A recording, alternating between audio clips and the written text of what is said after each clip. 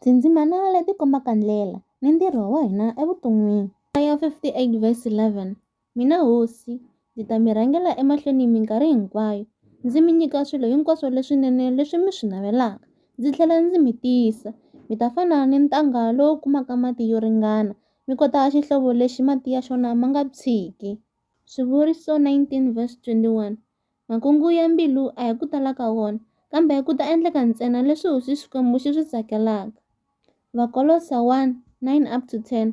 Hikokwalaho kusukela siku leri hi swi tweke, a hi tshikanga ku mi khongelela ni ku kombela Xikwembu leswaku xi mi tata hi vutivi bya ku rhandza ka xona, evutlharhini hinkwabyo ni ku twisiseni hinkwako loku nyikiwaka hi Moya. Hi ndlela leyi, mi ta hanya vutomi lebyi fanekelaka emahlweni ka hosi, mi yi tsakisa etimhakeni hinkwato, mi tswala mihandzu hi ku tirha mintirho leyinene ya tixakaxaka, mi ya kula hi tlhelo ra ku tiva Xikwembu. Vakolosa 1 verse 10. Hi ndlela leyi, mi ta hanya vutomi lebyi fanekelaka emahlweni ka hosi, mi yi tsakisa etimhakeni hinkwato, mi tswala mihandzu hi ku tirha mintirho leyinene ya tixakaxaka, mi ya mi kula hi tlhelo ra ku tiva Xikwembu. Vaefesa 2 verse 10.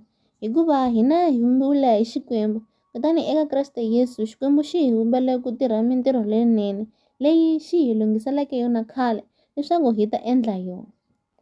Hikuva hina hi vumbiwile hi Xikwembu, kutani eka Yesu Kreste Xikwembu xi hi vumbele ku tirha mintirho leyinene leyi xi hi lunghiseleke yona khale leswaku hi ta endla yona.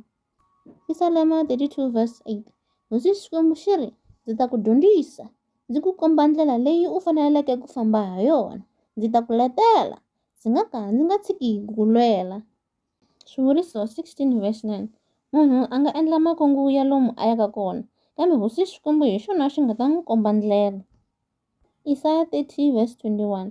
Loko mi tshuka mi hambuka endleleni, mi ya exineneni kumbe eximatsini, mi ta twa rito leri taka hi le ndzhaku ka n'wina ri ku, ndlela hi leyi, khomani yona. Psalm 119 verse 105. Rito ra wena i rivoningo endleleni ya mina, ni ku vonakala emilengeni ya mina. Tshemba hosi Xikwembu hi mbilu ya wena hinkwayo, u nga tshembi ntsena vutlhari bya wena. Swivuriso 3 verse 5. Leti i tindzimana leti nga hi pfunaka leswaku hi hanyela yini evuton'wini, naswona tindlela leti hi fanekeleke hi famba hi tona hi tihi.